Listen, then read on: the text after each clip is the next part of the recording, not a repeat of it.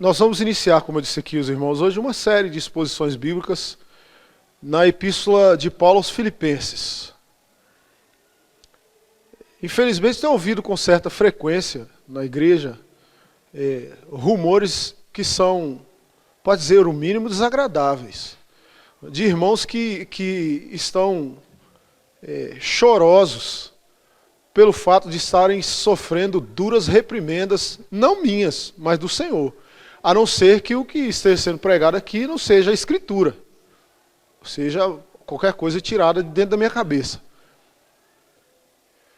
Pois nunca foi isso que nenhum homem de Deus de fato pensou. Pelo contrário, o que a Escritura diz é que o homem repreendido por Deus, corrigido por Deus, salvado pelo Senhor, é o que nós acabamos de ler. A Escritura diz que este homem é bem-aventurado. Este homem se encontra num estado de graça na sua relação para com Deus. No dia que você sair dessa igreja sem ter sido corrigido em nada, chegue em casa e chore amargamente. Porque esse terá sido o pior dia da sua vida, o dia mais terrível da sua vida. Você saiu de sua casa e veio aqui e Deus não falou com você. Essa é a maior desgraça que pode acontecer na vida de um homem e de uma mulher crente. Não ouvir a voz de Deus. Nada pode ser pior do que isso. Os israelitas experimentaram isso por 400 anos e não acharam nada bom. Nada bom. Então, agradeça a Deus quando você for corrigido, for repreendido, porque Deus quer uma coisa só com isto. Deus quer te dar descanso dos dias maus, até que se abra a cova, não para você, mas para os ímpios. Não é? Que Deus nos abençoe. Vamos à Epístola de Paulo aos Filipenses, então. Nós vamos ler os dois primeiros versículos do capítulo 1. Filipenses 1, 1 e 2. A Escritura diz: Paulo e Timóteo, me desculpem, servos de Cristo Jesus, a todos os santos em Cristo Jesus, inclusive bispos e diáconos que vivem em Filipos. Graça e paz a vós outros da parte de Deus, nosso Pai, e do Senhor Jesus Cristo. Deus, nós realmente cremos na sua palavra.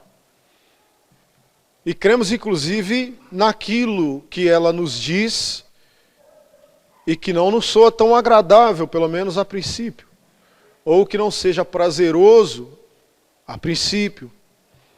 Nós sabemos, Senhor, que nenhuma repreensão da parte do Senhor tem outro objetivo senão o de nos dar a sua paz, de produzir em nós o descanso que nós precisamos para as nossas almas cansadas deste mundo e cansadas de correr atrás do vento muitas vezes. Deus, nós te agradecemos por ter nos reunido aqui nessa noite pelo poder e obra do Espírito Santo do Senhor, para ouvirmos sua palavra.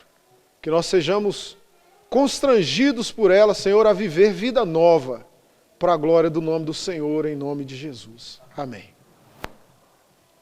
Bem, irmãos, o apóstolo Paulo está escrevendo aqui uma carta para os nossos irmãos que viviam na cidade de Filipos, uma igreja que foi plantada por ele mesmo, por ele e esse companheiro aqui, que de certa forma é coautor da carta com ele. Não coautor no sentido literal, mas participou com ele, estava com ele no momento em que a carta foi escrita. E que também, juntamente com o apóstolo Paulo, havia sido cofundador, e aí sim, literalmente, cofundador da igreja em Filipos. Quando nós vamos até Atos capítulo 16, a gente vê lá como é que se deu a fundação ou a instalação da igreja em Filipos. Né? Foi debaixo de grande dor e de muito custo para o apóstolo e também para aqueles que estavam com ele, certamente. Atos 16 é um capítulo emblemático do livro de Atos, porque é ali que os nossos irmãos participam de uma reunião de oração em que se converte Lídia e sua família. Os irmãos vão se lembrar, à medida que eu for mencionando isso aqui. Logo em seguida, naquela mesma cidade de Filipos, é que o apóstolo Paulo expulsa o demônio de uma menina que vivia oprimida há muito tempo, que ela era oprimida, inclusive era explorada, não é? Em sua opressão demoníaca. Essa menina era explorada por homens ímpios, e o apóstolo Paulo expulsa aquele demônio adivinhador que estava na moça. E em razão desse ato de misericórdia, eles são presos, açoitados, e depois o apóstolo Paulo é lançado no cárcere sem julgamentos, né, de maneira injusta realmente, de maneira bem ímpia, autoritária. Mas ali no cárcere ele prega o evangelho para o carcereiro. Acontece aquele milagre, né, de no meio da noite está ele e Silas cantando, e sobrevém um grande terremoto, as portas do cárcere se abrem, e o carcereiro ameaça cometer suicídio e tal, e essa situação toda acontece em Filipos, né? Eles estão nessa cidade aqui pregando o evangelho, e também o carcereiro acaba ouvindo o evangelho. É ali, né, em Filipos, que o apóstolo Paulo dá aquela resposta que nós dizemos assim, bastante presbiteriana, né, para a pergunta a respeito da conversão, né? Ele diz: que farei, né, irmãos, para que eu seja salvo? E aí o apóstolo Paulo responde de maneira bem calvinista, né, Dedê? Diz assim: crê no Senhor Jesus e será salvo tu e tua casa, né? Então, assim, é óbvio, né, irmãos, que Paulo não era calvinista, tá? Isso é ironia, viu? É só uma piada, tá? Então, o apóstolo Paulo era Paulo, só isso. É um homem de Deus. Mas é ali que ele diz essa frase, né? Crê no Senhor Jesus e será salvo tu e tua casa. É para esse carcereiro aqui na cidade de Filipos que ele diz isso. O carcereiro ouviu o evangelho, converteu, foi batizado juntamente com a sua família inteira e ficou estabelecido ali, depois da soltura do apóstolo, que se dá de uma maneira bastante tumultuada, né? Então, naquela cidade fica plantada uma igreja do Senhor Jesus. Inclusive, Filipos acabou sendo a primeira igreja que foi plantada na Europa. A Europa que veio a ser, depois no futuro, durante séculos e séculos, veio a se tornar o centro, o pilar, né, do cristianismo no mundo, né, de modo geral. Um centro a partir do qual o cristianismo acabou alcançando o mundo novo do qual nós fazemos parte aqui. Foi a partir da Europa que o evangelho chegou nas Américas, em todas as Américas, né? Os portugueses e espanhóis vieram trazendo o cristianismo meia boca para cá, não é? E os ingleses, holandeses acabaram levando o cristianismo protestante para a América do Norte. Mas foi tudo isso a partir da Europa, uma Europa que começou a ser evangelizada a partir da cidade de Filipos. Então, uma cidade extremamente importante para a obra missionária ao longo de milênios, tá? Muitos e muitos séculos. Então, essa é uma igreja importantíssima para a história da igreja. Foi a primeira de muitas igrejas fortes, vigorosas, que nasceram no chamado Velho Continente. Pois bem, e Paulo e Timóteo estavam lá. Lembre-se de que Timóteo tinha convertido ao evangelho durante a primeira viagem missionária do apóstolo Paulo. Ele passou pelas cidades de Derbe, Listra, Icônio, e Timóteo provavelmente morava na cidade de Listra, ouviu o evangelho, converteu-se ao Senhor Jesus, e agora na segunda viagem missionária o apóstolo Paulo não aceita levar Marcos consigo, aí dá aquela briga, né, aquela confusão entre ele e Barnabé por causa de Marcos, e aí Barnabé pega Marcos, leva para um lado, e o apóstolo Paulo resolve levar consigo Silas, e logo que ele chega de novo na cidade de Listra, ele encontra lá esse judeu piedoso, de quem dava bom testemunho às cidades da região toda, né? E ele resolve levar esse menino consigo. Circuncida o menino, porque ele era filho de uma mãe judia, mas o pai era grego, não era circuncidado.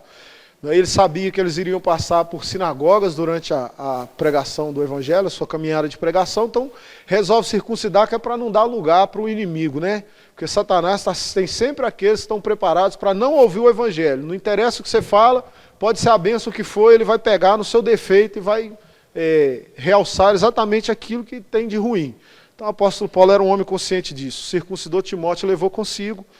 E um dos lugares onde eles passaram foi nessa cidade de Filipos. Timóteo, então, é uma figura importante também para os irmãos de Filipos.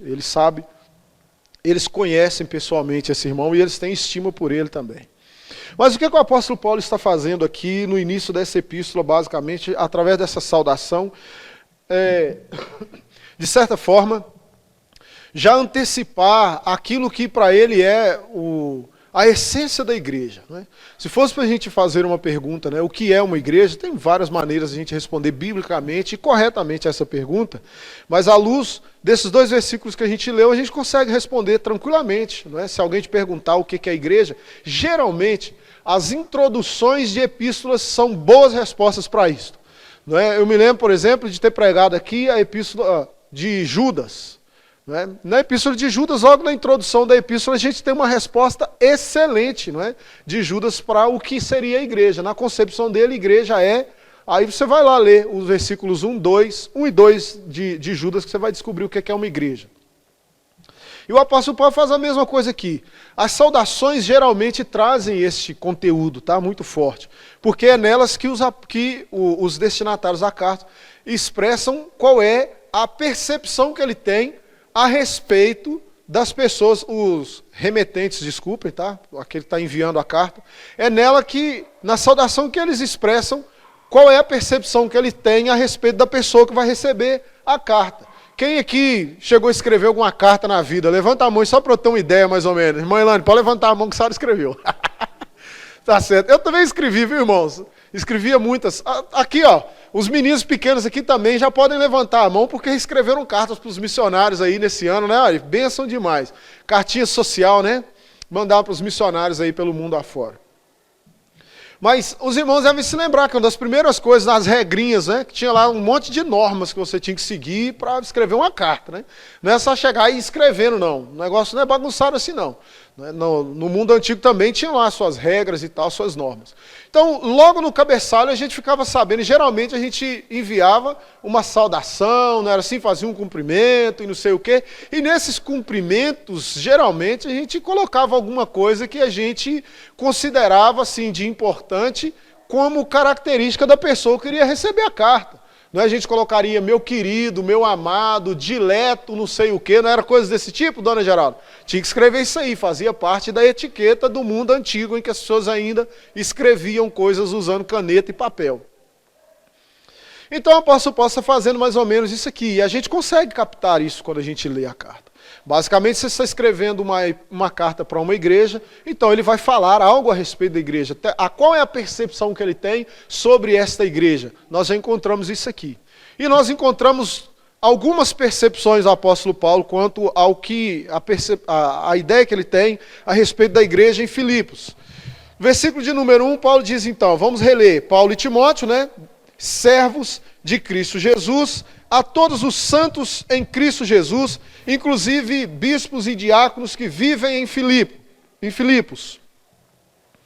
Estamos escrevendo uma carta para irmãos nossos na fé em Cristo Jesus, que vivem numa cidade chamada Filipos. Né? Tem esse nome, inclusive, por causa de Filipe da Macedônia, o pai de Alexandre o Grande. Eles deram esse nome em homenagem ao Filipe.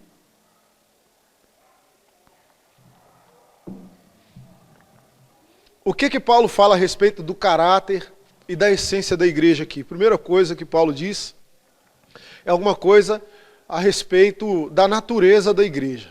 Né? O que é uma igreja? Basicamente, uma igreja é uma comunidade. E veja como aqui nós temos uma confluência, né, de ideias. Se você for a Judas, como eu te aconselhei, você vai perceber que Judas faz exatamente a mesma coisa. É assim que ele vê a igreja também. Uma igreja é, antes de qualquer coisa, uma comunidade de servos de Cristo Jesus. Para sermos ainda mais específicos, é uma comunidade de escravos de Cristo Jesus. Porque a expressão que aparece aqui pode muito bem, talvez até melhor, ser traduzida como escravos. Essa é a palavra que aqui está sendo traduzida por servo. Digo isso porque quando a gente vai no Evangelho de Marcos, só para dar um exemplo aos irmãos, em Marcos nós temos o versículo-chave, que é o coração do Evangelho de Marcos, que é Marcos 10, 45, né, onde o Senhor Jesus diz que o próprio Filho do Homem não veio para ser servido, mas para servir e dar a sua vida em resgate por muitos. Lá em Marcos, capítulo 10, por exemplo, a palavra que é traduzida para servo, para servir e ser servido, não é a palavra que aparece aqui. Lá é a palavra diáconos. É diaconia, na verdade, né? Que seria o verbo, a diaconia, que é o que está lá em Marcos, que realmente está muito mais relacionado com serviço em si. Enquanto o termo que aparece aqui está muito mais relacionado com uma ideia de escravidão. Alguém que não tem vontade própria. Alguém que não tem a possibilidade de escolher o que quer ou o que não quer fazer. Não tem essa opção. Então o apóstolo Paulo está dizendo que ele e Timóteo são servos de Cristo Jesus e estão escrevendo como escravos de Cristo Jesus.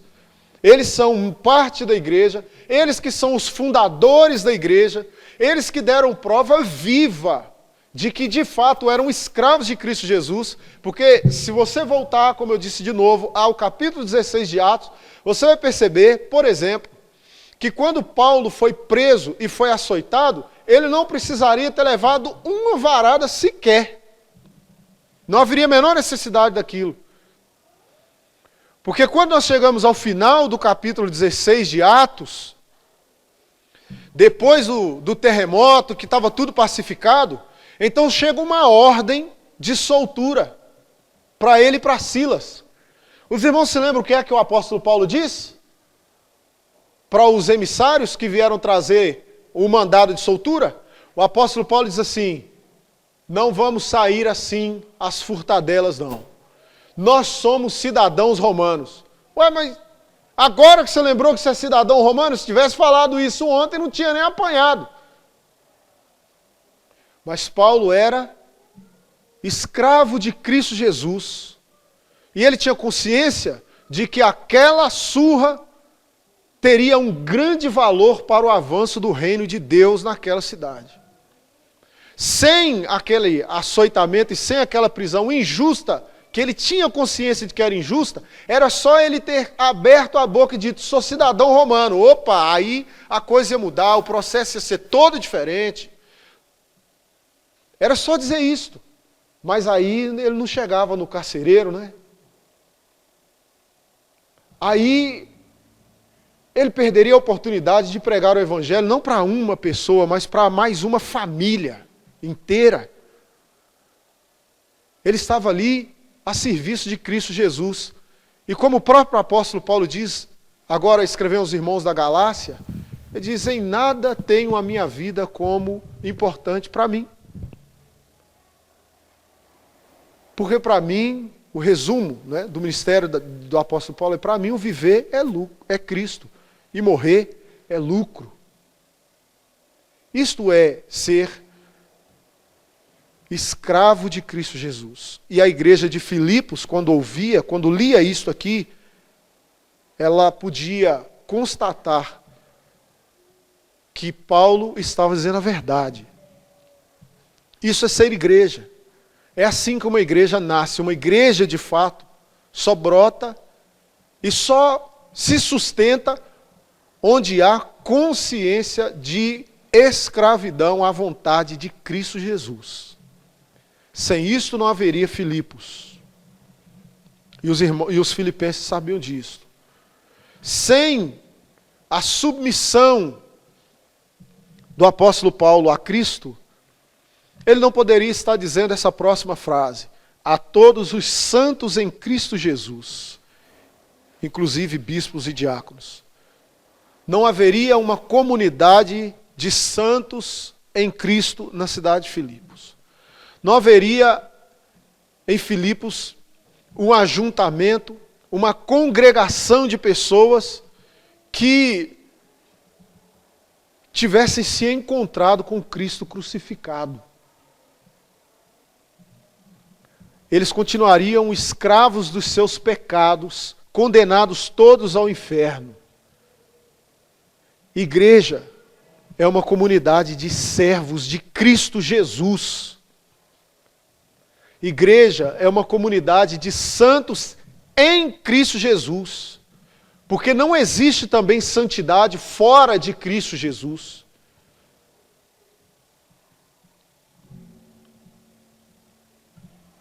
E uma igreja é uma comunidade de escravos e santos que não vivem desordenadamente. São escravos e santos que vivem sob um governo instituído pela vontade de Deus. Bispos e diáconos.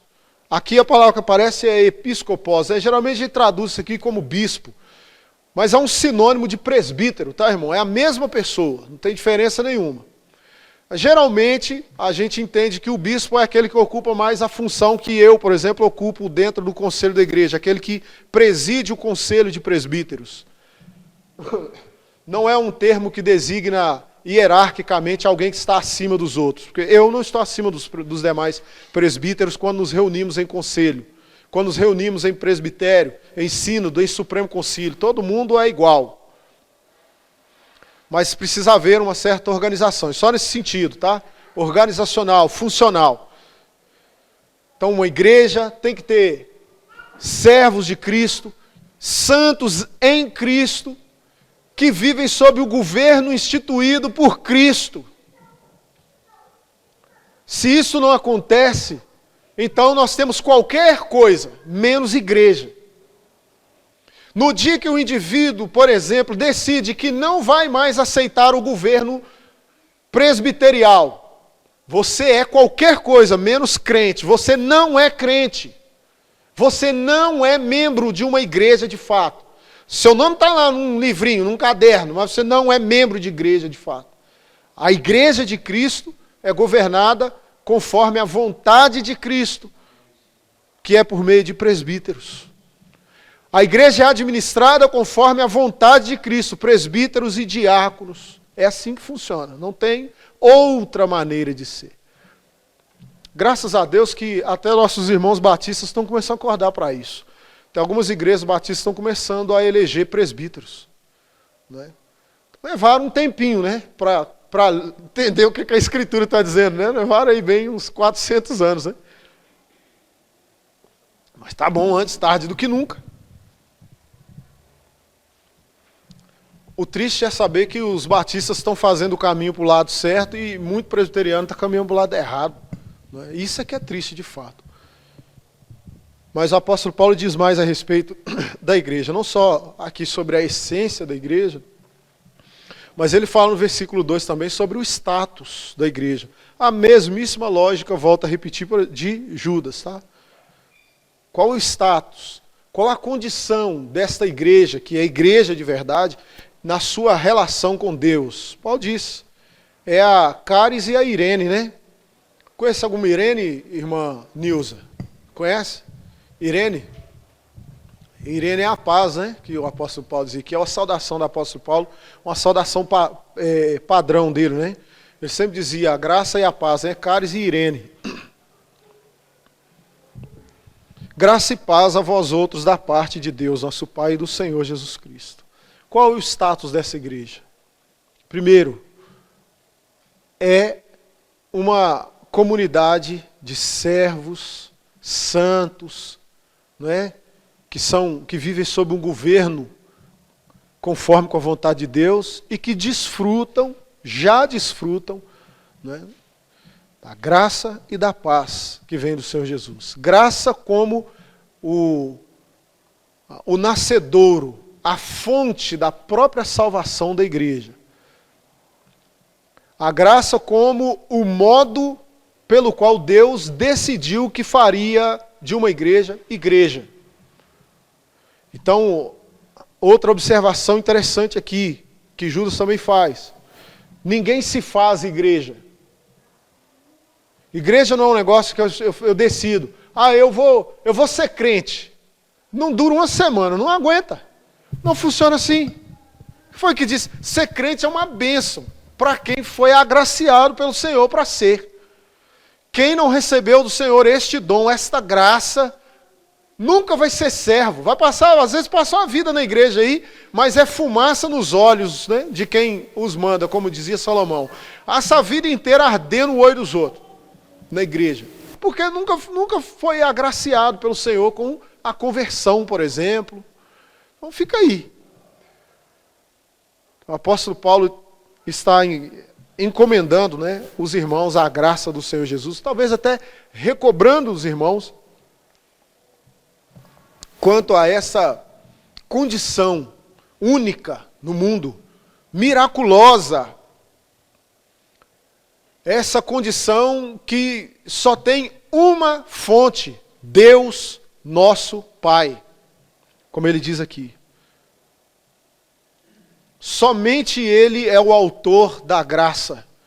E paz só existe em Cristo. A graça e a paz. Então nós temos aqui uma forma poética, né, digamos assim, uma espécie de quiasmo, né, que é a palavra, o termo técnico que a gente usa. Então você pode relacionar essas duas ideias. A graça da parte de Deus, nosso Pai, e a paz da parte do Senhor Jesus Cristo. E aí você se lembra de que foi o próprio Jesus que disse: eu vos dou a minha paz. Não vos la dou como o mundo dá. Então Cristo é a fonte da paz da igreja. Deus, o nosso Pai, é a fonte da graça que reuniu a igreja e fez da igreja comunidade de servos de Cristo Jesus, santos em Cristo Jesus, presbíteros, diáconos, seja qual for a sua condição dentro da igreja, em termos de serviço, todos somos alvos e frutos da graça do Senhor nosso Deus, de Deus nosso Pai. E todos somos alvos, e todos temos recebido, se desfrutamos desse mundo, alguma forma de paz, é Cristo Jesus a fonte dela. Isso é a igreja. Nós temos no mundo uma série de instituições que se apresentam como igreja. Muitas. Só no Brasil, estima-se que haja quase 80 mil denominações evangélicas. Não estou falando 80 mil igrejas, não. 80 mil denominações. Se você considerar que, por exemplo, a IPB tem umas milhares de igrejas, acho que mais de 6 mil. Se você considerar que a metodista tem outras milhares, os batistas, cada ramo desse tem alguns milhares, as Assembleias de Deus tem mais outras milhares. Aí você faz ideia de quantas igrejas existem, né? Então vamos pensar só em termos de denominação que monta aí quase 80 mil denominações no Brasil. Ok. Tudo isso é igreja? Bem, aí nós temos que vir à Escritura. Será que é? Agora vamos pensar de uma maneira um pouco mais restrita.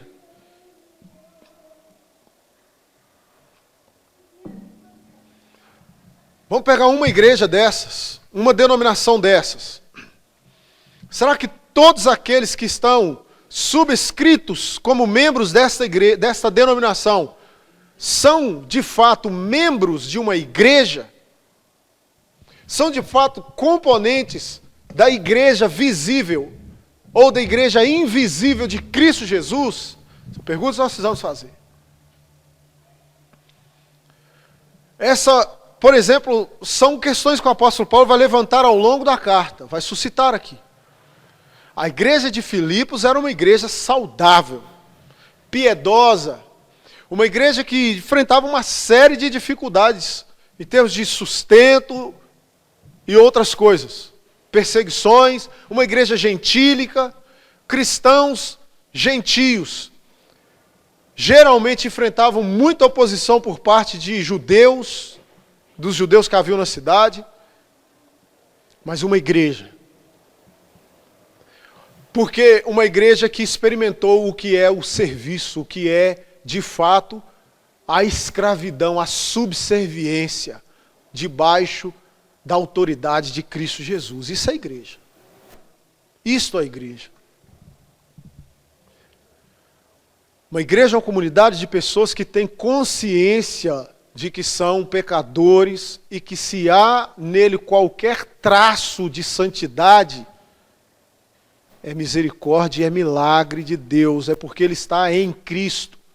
E ele sabe que no dia que o pé dele é arredar daqui, a santidade foi embora. Porque não existe santidade fora de Cristo Jesus. E o que eu quero dizer com isso é algo muito mais sério. Porque o autor da Epístola aos Hebreus diz: segui a paz com todos e a santificação, sem a qual ninguém verá a Deus. O que nós estamos querendo dizer com isso é que fora de Cristo não tem santificação, não tem santidade em estado puro, e se não há, não tem encontro com o Senhor, não tem céu. Não tem salvação, não tem. Isso é indiscutível. Pode ser um amigo da igreja, um gente boa, uma pessoa bacana, um frequentador, dá umas ofertas bacanas, legal. Não está em Cristo Jesus, você não é igreja, não tem salvação para você, não tem. Infelizmente. E eu não tenho também outra coisa para dizer. Porque eu não poderia. Então, o apóstolo Paulo, também em certo sentido, recobra isto com os nossos irmãos. Faz lembrar aos nossos irmãos de que a salvação deles só existe porque eles estão em Cristo Jesus. Judas diz a mesma coisa. A estes, e somente a estes, o Senhor dispensa graça especial, graça salvadora, a graça redentora. Somente a esses o nosso Deus dispensa a graça de poderem ouvir e viver o Evangelho, porque isso é graça. Isso não é um exercício intelectual, não é. Isto é um ato da graça de Deus, dispensada somente à sua igreja.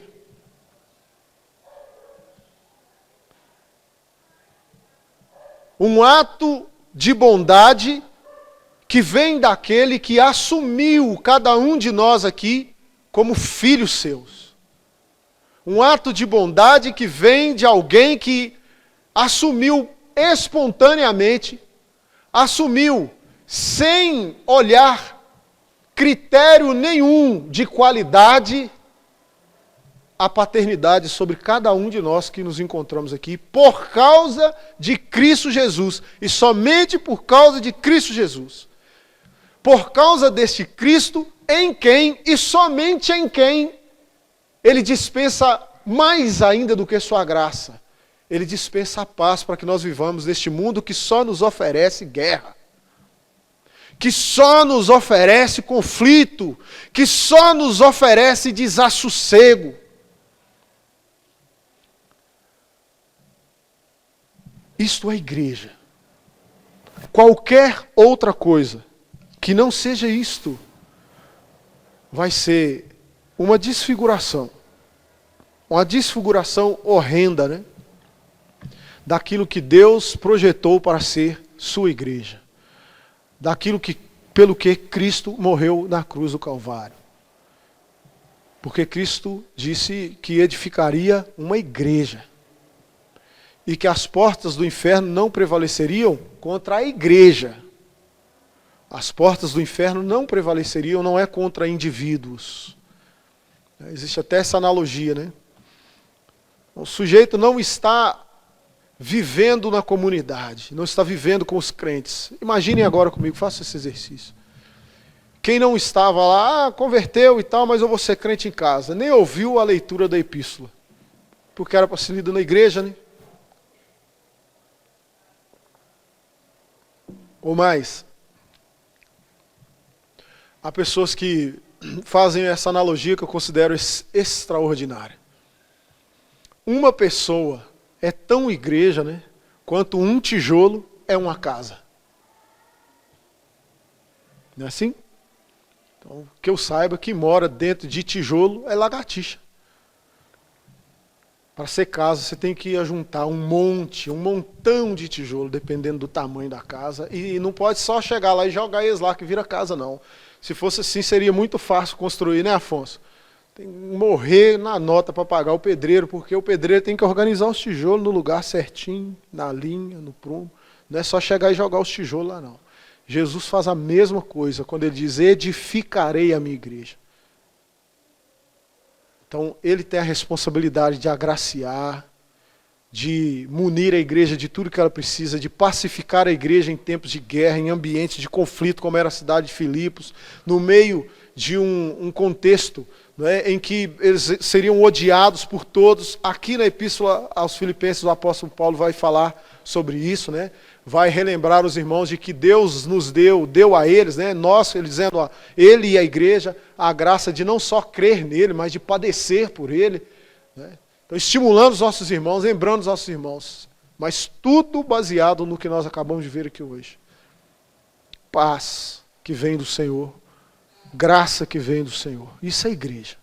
Que você seja um servo, um escravo de Cristo, um escravo honrado, não um escravo fujão, né? Não um escravo dor de cabeça, mas seja um escravo submisso ao Senhor Jesus, sabendo que você tem um Senhor que qualquer escravo que o conhece quer ser escravo dele. Que você seja, de fato, um santo conforme com a santidade que Cristo comprou para você na cruz do Calvário, quando te lavou e te remiu com o sangue dele. Que você se dispõe ao serviço. Se você é liderança na igreja, faça isso consciente de que também estamos conduzindo a igreja do Senhor Jesus, a comunidade que é dele, não nossa, como disse o apóstolo Pedro, pastoreando o rebanho do Senhor Jesus Cristo com alegria.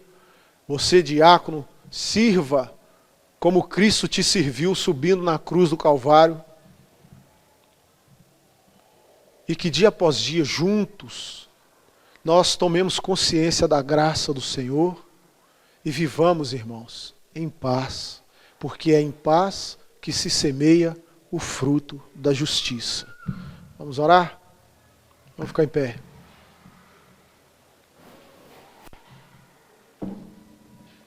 Deus, bendito seja o teu nome, honramos ao Senhor, ó Deus, pela misericórdia, pela graça, pela paz que nós temos desfrutado da sua parte todos os dias, porque nós sabemos que isto são milagres, ó Deus, que nós temos experimentado, Senhor. Bendito seja o nome do Senhor por tudo isso. Continua sustentando a sua igreja nessa caminhada de lutas, de desafios intensos, duros, que nós sejamos, ó Deus, honrados, que nós sejamos, ó Deus, corajosos servos, escravos do Senhor Jesus Cristo, servindo ao Senhor com toda alegria, apresentando-nos diante do Senhor, como diz o salmista, sempre, Senhor, com cânticos em nossos lábios, dando graças ao Senhor, com mãos erguidas aos céus, com os olhos fixos nas tuas mãos, sabendo que das tuas mãos temos recebido tudo o de que precisamos para vencer, ó Deus, nossas batalhas neste mundo, em especial aquelas que travamos contra nós mesmos. Louvado seja o teu santo nome, bendito seja o teu santo nome, Pai, em nome de Jesus. Meus queridos irmãos, que a graça do Senhor Jesus Cristo e o amor de Deus e a comunhão do Santo Espírito do Senhor repouse sobre a sua vida, hoje e sempre, em nome de Jesus. Amém.